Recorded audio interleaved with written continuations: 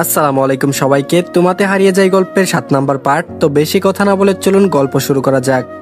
বিছানার সাথে বন্ধুত্বটা খুব ছোটবেলা থেকেই গাঢ় চৈতির। বিছানায় আয়েশ করে গা এলিয়ে দিয়ে চোখ জুড়ে নিদ্রা এসে ভিড় জমায়। নেত্র চোখ জোড়া বন্ধ হয়ে আসে আপনা আপনি। দ্রুতই পাড়ি জমায় তন্দ্রার দেশে। গভীর তন্দ্রায় আচ্ছন্ন নবীনা কিশোরীর ঘুমন্ত অনন জুড়ে ছেয়ে আছে একরাশ মুগ্ধতা। সেই মুগ্ধতা দেখার সৌভাগ্য সবার হয় না। সত্যিকারের প্রেমিক পুরুষেরা তার প্রিয়তমার সবকিছুতেই মুগ্ধতা খুঁজে পায়। তাদের কথাবার্তা, কোমন্ত মুখশ্রী, তাদের ছোট ছোট ভুলগুলো, তাদের হাঁটার ছন্দেও যেন থাকে এক আকাশ সমান ভালো লাগা। প্রেমিকের মন অলিন্দের সবটুকু জায়গা জুড়ে প্রেমিকার বসবাস থাকে। আচ্ছা, স্বামী নামক প্রেমিকের চোখের ঘুম যে নবীনা কিশোরী কেড়ে নিয়েছে সে কথা কি তার কখনো জানা হবে, নাকি অজানায় হারিয়ে যাবে সেই সত্যগুলো দূরে বহুদূর, যেখানে খুঁজে পাওয়া অনেক কঠিন হয়ে পড়বে? প্রহন চৈতির দিকে তাকাতে চায় না। মস্তিষ্ক ঝংকার দিয়ে উঠল, তাকাবি না প্রহন, এতে অন্যায় হবে, ঘোর অন্যায়। অন্যদিকে বেপুরো আমন বলে ওঠে, একটাবার একটা অন্যায় করলে কিচ্ছু হবে না প্রহন, কিচ্ছু না। মস্তিষ্কের বারণের উপর এক বালতি পানি ঢেলে দিয়ে মনের ডাককে সাড়া দিল প্রহন। কাত হয়ে ঘুমন্ত মানবের চোখের দিকে চোখ জোড়া নিবদ্ধ করে মনে এক প্রশান্তিতে শান্ত হয়ে ওঠে। আর মস্তিষ্কে ধপ করে জ্বলে ওঠে আগুন। আঁখি জোড়া বন্ধ করতে দম আটকে আসে প্রহনের। নেত্র জুড়ে নিদ্রার আনাগোনাও নেই। শোয়া থেকে উঠে বসে প্রহন।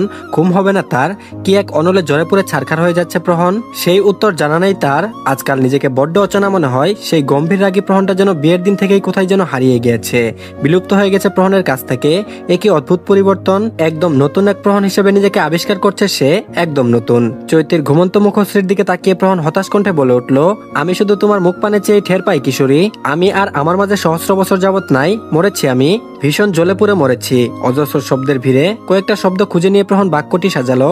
কেমন করে এমন হলো জানি না। নারী যার কাছে পুরুষের কঠিন হৃদয় এক নিমিষেই গুলিয়ে ফেলার অস্ত্র আছে, সেদিন রাতেও ঘুম হলো না প্রহনের। ঘুম না হয় বিশেষ কোনো কারণ নেই, একটা কারণই চৈতি। বিবাহ পরিষবে তমশ্রীর গাঢ় রেশ কাটিয়ে আদিত্যের রঙিলা প্রভায় মৃদু রঙিন হয়ে উঠেছে। দক্ষিণা হাওয়ায় এলোমেলো হচ্ছে ঘুমন্ত মানবীয় অবাধ্য চুল। ইচ্ছে করে দক্ষিণের জানালাটা মেলে দিয়েছে প্রহন। পাখির কিচিরমিচির শব্দ শোনা যাচ্ছে। ভোর হয়েছে যে। প্রহন চৈতির দিকে এগিয়ে গেল। খুব যত্ন করে মাথায় হাত বুলিয়ে ঘুমন্ত চৈতিকে জাগিয়ে তোলার চেষ্টা করছে। প্রভাতের শান্ত স্নিগ্ধ পরিবেশের মতো কণ্ঠে চৈতিকে ডাক দিল, পিচ্চি ওঠো, ফজরের নামাজ আদায় করে নাও, উঠো পিচ্চি। প্রহনের ডাক চৈতির শ্রবণ কেন্দ্রিতে পৌঁছাতেই ঘুম ভেঙে যায়। পিটপিট করে চক্ষু জোড়া মেলতেই প্রহনের মুখখানি এত কাছ থেকে দেখে ঘাবড়ে গেল চৈতি। প্রহন তা বুঝতে পেরে সরে দাঁড়ালো। হালকা কেসে গলা পরিষ্কার করে চৈতির দিকে না তাকিয়ে রাশভারী কণ্ঠে বলল, অজু করে ফজরের নামাজ আদায় করে নাও। চৈতিকে বলা কথাটা শেষ করে রুম থেকে বেরিয়ে গেল প্রহন। তন্দ্রা ভাব কাটেনি চৈতির। দুই হাত দিয়ে চোখ কচলাতে লাগলো। ঘুম ছাড়ানোর চেষ্টা। ঘুমের ঘরেই হেলে দুলে ওয়াশরুমে চলে গেল। চোখের মধ্যে পানি ঝাপটা দিতেই ঘুম চলে গেল। অতঃপর নামাজ পড়া শেষ করে ব্যালকনিতে যায়। চারদিকে এখনো আবছা আলোয় আলোকিত। সূর্য এখনো তেজ দেখায়নি তার। দেওয়াল ঘড়িটা হঠাৎ করে টুং টুং আওয়াজ করতে থাকে। চৈতির রুমে আসে। সবেমাত্র সকাল 6টা বাজে। ব্যালকনিতে আবারও চলে গেল চৈতি। অন্তরিক্ষ জুড়ে নীলার আধিপত্য, মেঘ নেই বললেই চলে।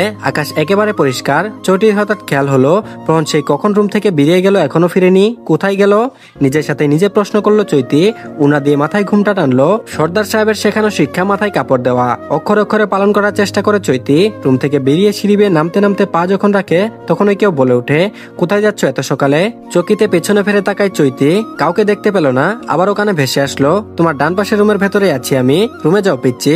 প্রহনের কথা শুনলো না চৈতি, বরং একটা আবদার করে বসলো। তারপর বলল, আপনার সাথে হাঁটতে যাব, নিয়ে যাবেন? সকালের এই সময়টা খালি পায়ে হাঁটতে আমার ভীষণ ভালো লাগে। চৈতির কথার উত্তরে প্রহনের বেপুরো আমন বলে উঠলো, মনের জমিনে খালি পায়ে দৌড়ে বেড়াচ্ছ, সে খবর রাখো চঞ্চলা হরিণী। স্নিগ্ধ সকালের নরম ঘাসের উপর চরণ ফেলে হাঁটতে ব্যস্ত কিশোরী। তার থেকে কিছুটা দূরে এক জায়গায় স্থির হয়ে দাঁড়িয়ে মুগ্ধ চোখে সেই চরণের দিকে তাকিয়ে আছে প্রহন। বেহায়ার মতো তাকিয়ে থাকতে ভালো লাগছে, ভীষণ ভালো লাগছে। ঘাসের উপর হাঁটতে হাঁটতে হঠাৎ বসে পড়ে চৈতি। প্রহন দ্রুত এগিয়ে আসে। ডান পায়ের তালু কেটে গেছে ধারালো কিছুতে। গল গল করে রক্ত ঝরতে শুরু করে। চৈতি অসহায় দৃষ্টিতে প্রহনের দিকে তাকায়। প্রহন ঘাসের উপর হাঁটু গেড়ে বসে দুর্বাঘাস হাতের তালুতে ডলে নিয়ে চৈতির পায়ের কাটা অংশে চেপে ধরে। কিছুক্ষণ পর রক্ত পড়া বন্ধ হয়। প্রহন স্বস্তির নিঃশ্বাস ছাড়লো। চৈতির মুখের দিকে তাকিয়ে দেখলো মুখটা চুপসে গেছে, চোখে এখনো ভয়। প্রহন চৈতির মাথায় হাত বুলিয়ে দিয়ে বলল, কিচ্ছু হয়নি পিচ্ছি, সামান্য কেটে গিয়েছে, ভালো হয়ে যাবে, ভয় পেও না। প্রহনের অনন থেকে নেত্রা জোড়া সরিয়ে নেয় চৈতি। উঠে দাঁড়ানোর চেষ্টা করতেই কাটা জায়গায় খাড়া টান খায়। তাল সামলাতে না পেরে পড়ে যেতে নিলে প্রহন খম করে চৈতির হাত ধরে সোজা দাঁড় করিয়ে দেয়। গম্ভীর কণ্ঠে বলে, এত দুর্বল হলে চলবে না, স্ট্রং হতে হবে। চৈতি অবাক হয়ে প্রহনের দিকে তাকিয়ে আছে। কত পাষাণ মনের মানুষ উনি, পাখিরে যাওয়ার পরও এইভাবে দাঁড় করিয়ে দিল। প্রহন চৈতির অনেকটা কাছে গিয়ে শান্ত কণ্ঠে বলল, পিচ্চি, তোমার আর্মি ক্যাপ্টেন সাহেব কিন্তু অনেক স্ট্রং, তোমাকেও তার মতো হতে হবে। এত সামান্য বিষয় নিয়ে ভয় পেয়ে দুর্বল হলে চলবে না কিন্তু। চৈতি কিছু বলে না। চৈতির উত্তরের অপেক্ষা করে না প্রহন, সামনের দিকে হাঁটতে থাকে। হঠাৎ করে চৈতির কি হলো বুঝতে পারছে না সে, শুধু এটুকুই বুঝলো জীবনে চলার পথ এমন হাজারো বিপদ আসবে, শরীর থেকে রক্ত ঝরবে, কিন্তু কোনো পরিস্থিতিতে দুর্বল হওয়া যাবে না, এতে ক্ষতি হবে মারাত্মক ক্ষতি। তাতে দাঁত চেপে কাটা পায়ের উপর ভর করে হাঁটতে থাকে চৈতি। হোক কষ্ট, তাতে কি, কষ্টের ফল তো মিষ্টি হয়। পেছনে ফিরে তাকায় প্রহন, চৈতির উদ্বেগ দেখে খুশি হয়। চৈতির দিকে দৃষ্টি আবদ্ধ করে মনে মনে নিজেকে যেন নিজেই কথা দেয়, প্রহন হও তুমি ইমেচিউর, তাতে কিছু যায় আসে না, তোমাকে আমার মনের মতো করে মেচিউর করে তোলার দায়িত্ব আমি নিলাম পিচ্চি। কঠিন হৃদয়ের করা প্রতিজ্ঞার কথা কখনো জানা হবে কিনা নরম হৃদয়ের অধিকারিনীর, হয়তো হবে আবার নয়তো না। চৈতি প্রহনের দিকে তাকিয়ে ব্যথাতুর কণ্ঠে বলে উঠলো, হাঁটতে পারছি না, আর পায়ে ব্যথা করছে। প্রহন বলল, পারছি না বললে হবে না পিচ্চি, পারছি না, পারি না, পারবো না, হবে না, সম্ভব না, এমন শব্দগুলো তোমার জীবনের ডিকশনারি থেকে মুছে দাও, একেবারে মুছে দাও, এখন থেকে, এই মুহূর্ত থেকেই। বিস্ময় নিয়ে তাকায় চৈতি, মনে মনে বলল, কি বলছেন উনি এসব, মাথা ঠিক আছে তো? মনে মনে বলল চৈতি, মুখে প্রকাশ করলো না। প্রহন চৈতিকে রেখে বাড়ির ভেতর চলে গেল। প্রহনের এহেন কাণ্ডে হতভম্ব চৈতি। ছোট্ট হৃদয়ে এক আকাশ অভিমান এসে ভিড় জমালো। স্বামী নামক মানুষটির জন্য আপনি একেবারে বাজে আর্মি সাহেব, একেবারেই খারাপ, ভীষণ খারাপ। নবীনা কিশোরীর সালাজ অভিমান গাঢ় হবার আগে কি সেই অভিমান ভেঙে চুরমার করে দিতে পারবে প্রহন? অন্তরের অন্তঃস্থল থেকে উপলব্ধি করতে পারবে তার চঞ্চলা হরিণীর হৃদয় জুড়ে বয়ে যাওয়া অভিমান নামক ঝড়ের। এক পা দুপা করে এগিয়ে যায় চৈতি। খুঁড়িয়ে খুঁড়িয়ে হাঁটতে দেখে মিসেস ইয়াসমিন তড়িঘড়ি করে ছুটে আসতেই বাদ সাধলো প্রহন। কাট কণ্ঠে বলল, ওর লড়াইটা ওকেই লড়তে হবে আম্মু। মিসেস ইয়াসমিন প্রহনের কথা বুঝতে না পেরে ভ্রুজোড়া কুচকে জিজ্ঞেস করলো, কিসের লড়াই? এটুকু মেয়ের আবার কার সাথে লড়াই লাগলো? প্রহন বলল, জীবনের সাথে লড়াই আম্মু। ইয়াসমিন চৌধুরী বললেন, মানে কি প্রহন, ক্লিয়ার করে বলো, এমন ঘুরিয়ে পেঁচে কথা বলা আমার পছন্দ না। মায়ের দিকে দৃষ্টি নিক্ষেপ করে প্রহন বলল, এই পৃথিবীর বুকে টিকে থাকা এত সহজ না, প্রতি পদে পদে বিপদ উৎপেতে থাকে, হাজারো বাধা কাটিয়ে পথ চলতে হয়, আর সেই বাধা কাটানোর জন্য দরকার আত্মবিশ্বাসের। চৈতির পা কিছুটা কেটে গেছে, চাইলে আমি ওকে পাজাগোলা করে নিয়ে আসতে পারতাম, কিন্তু এতে করে পরবর্তীতে ওর নিজের ক্ষতি হবে। এমন করলে ধীরে ধীরে আমার কিংবা অন্য কারোর প্রতি নির্ভরশীল হয়ে পড়বে ও, যা আমি চাই না। ওর সকল প্রকার নির্ভরশীলতা ওর নিজের কাছে, অন্যর কাছে না। সবাই অনেক জ্ঞান দিবে, কিন্তু কেউ সাহায্য করতে আসবে না, আসে না কেউ। প্রহনের কথায় মিসেস ইয়াসমিন মুচকি হাসেন। তার ছোট্ট সেই প্রহন আজ কত বড় হয়ে গিয়েছে, কত কিছু কত সহজেই বুঝতে পেরে গেছে। ভেতরে সেই সোফার উপর বসে পড়লো চৈতি। একটা বারের জন্য প্রহনের দিকে তাকালো না। মিসেস ইয়াসমিন এগিয়ে গেলেন তার দিকে। চৈতি ধীরকণ্ঠে বলল, ভালো মা, পানি খাবো। মিসেস ইয়াসমিন ডাইনিং টেবিলের উপর রাখা জগ থেকে এক গ্লাস পানি এনে চৈতির হাতে দিল। থেমে থেমে পুরো গ্লাসের পানি শেষ করে দীর্ঘশ্বাস ত্যাগ করে সোফায় শরীরের ভার ছেড়ে দিল। প্রহন রুমে গিয়ে ফার্স্ট এইড বক্সটা নিয়ে এসে চৈতির পাশে গিয়ে বসলো। চোখ বন্ধ করে চৈতির মনে হচ্ছে 200 মিটার পর দৌড়ে এসেছে। চোখ বন্ধ করে বড় বড় শ্বাস ফেলছে। প্রহন সোফা থেকে উঠে চৈতির পায়ের কাছে ফ্লোরে হাঁটু গেড়ে বসে চৈতির কেটে যাওয়া পা হাঁটুর উপর রেখে ডেটলে ভেজানো তুলা দিয়ে পরিষ্কার করে সেবলন লাগিয়ে ব্যান্ডেজ করে দেয়। চৈতির কোনো সারা শব্দ নেই, সে চুপ করে চোখ বন্ধ করে আছে। প্রহন উঠে দাঁড়ালো, চৈতির উদ্দেশ্যে বলল, নাস্তা করে প্যারাসিটামল ট্যাবলেট খেয়ে নিবা পিচ্ছি, তাহলে আর ব্যথা করবে না। প্রহনের কথা শুনে খুব রাগ হলো চৈতির।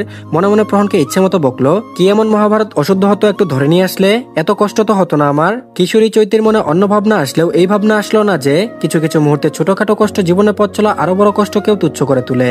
আর এদিকে আজ আবার বিয়ে বাড়িতে যেতে হবে, কিন্তু রেদওয়ান চৌধুরীর শরীরটা ভীষণ খারাপ হয়ে গেছে। বুকের ব্যথাটা হঠাৎ করেই বেড়ে গেছে। এই মাসে চেক আপ করানোর কথা ছিল, কিন্তু চারদিকের এত ঝামেলার মতো ডাক্তারের কাছে যাওয়া হয়নি। ঘড়ির কাটায় তখন সকাল 10টা। রেদওয়ান চৌধুরীকে নিয়ে হসপিটালে যায় প্রহন। মিসেস ইয়াসমিনের মনটা ভালো নাই। অবশ্য ভালো থাকারও কথা না, যেখানে তার জীবনসঙ্গী সুস্থ নেই সেখানে তার ভালো থাকার প্রশ্নই ওঠে না। বছরের পর বছর কোনো পশুর সাথে থাকলেও মায়া হয়, সেখানে রেদওয়ান চৌধুরী একজন মানুষ। 29 বছরের বিবাহিত জীবনে এই মানুষটিকে বড্ড বেশি ভালোবেসে ফেলেছেন তিনি, বড্ড বেশি। চৈতি রুমে ছিল, ভালো লাগছে না। হঠাৎ কি মনে করে বসা থেকে উঠে দাঁড়ালো, মাথায় কাপড় দিয়ে রুম থেকে বের হলো। ভাবলো বাড়িটা ঘুরে দেখা যাক। পায়ের মধ্যে ব্যান্ডেজ করে দেওয়ার জন্য পায়ে ব্যথা নেই, তবে হাঁটতে অসুবিধা হচ্ছে। তবুও বাড়িটা ঘুরে দেখার লোভ সামলাতে পারলো না। খুঁড়িয়ে খুঁড়িয়ে হাঁটতে লাগলো এই রুম থেকে ওই রুমে। বাড়ি ঘুরে দেখতে দেখতে চৈতির একটাই কথা মাথায় এলো, এত বড় বাড়ি অথচ মানুষ নেই, এত বড় বাড়ি বানানোর কি দরকার ছিল? অদ্ভুত তো। আর এদিকে রৌদ্রতপ্ত অক্ষরিক্ষা এখন রক্তিম বর্ণ ধারণ করেছে। দিনমণি অস্ত যাওয়ার সময় ঘনিয়ে এসেছে। এই অপরাহ্নকে অনেকে আবার গোধূলি কয়, সাজবেলা আসার সময় হচ্ছে। দিনমণি ডুবে গেলেই সে তার আধিপত্য বিস্তার করার জন্য উঠে পড়ে লাগবে। থাকবে। অম্বর জুড়ে তুলরাশিদের ছড়াছড়ি। ব্যালকনিতে দাঁড়িয়ে সেই অপূর্ব দৃশ্য উপভোগ করছে চৈতি। হাতে এক কাপ চা নিয়ে তার পাশে এসে দাঁড়ায় প্রহন। তার উপস্থিতি টের পেয়েও কোনো রকম প্রতিক্রিয়া করে না কিশোরী। প্রহন চায়ের কাপে আয়েশ করে চুমুক দেয়। কিছুক্ষণ নীরবতা পালন করে নিজ থেকেই কথা বলে, কি হয়েছে পিচ্চির, মন খারাপ কেন? উত্তর দিল না চৈতি। আগের নেই আকাশপানে চেয়ে রইল। ইচ্ছে করে গরম চা মুখের ভেতর নিয়ে নেয় প্রহন। অতিরিক্ত গরমে জিহ্বা পুড়ে যায়। সহ্য করতে না পেরে ফেলে দেয় প্রহন। কিছুটা চা গিয়ে পড়ে চৈতির হাতে। ঘাবড়ে উঠে সে কণ্ঠে চাপা খুব রেখে প্রহনের দিকে প্রশ্ন করলো, পাগল আপনি? এত গরম চা কেউ এক গালে খাই? জিহ্বা পড়ে যায়নি তো? চৈতির কোমর জড়িয়ে ধরে এক টান মেরে নিজের সাথে মিশিয়ে নেয় প্রহন। প্রহনের এহেন কাণ্ডে বুকের মাঝে ধক করে উঠল চৈতির। হৃদয় জুড়ে তুলপার শুরু হয়। প্রহন চৈতির কানের কাছে মুখ নিয়ে গিয়ে ধারালো অস্ত্রের ন্যায় কণ্ঠে বলে ওঠে, তোমার সালাসগারো অভিমান আমার বুকের ভেতর এর চেয়েও বেশি অনলে জোরে পড়ে ছারখার করে দেয়। বুঝতে পারো না তুমি? তো ধন্যবাদ সবাইকে। আজকের পার্টটি এই পর্যন্তই। আশা করছি আপনাদের কাছে ভালো লেগেছে।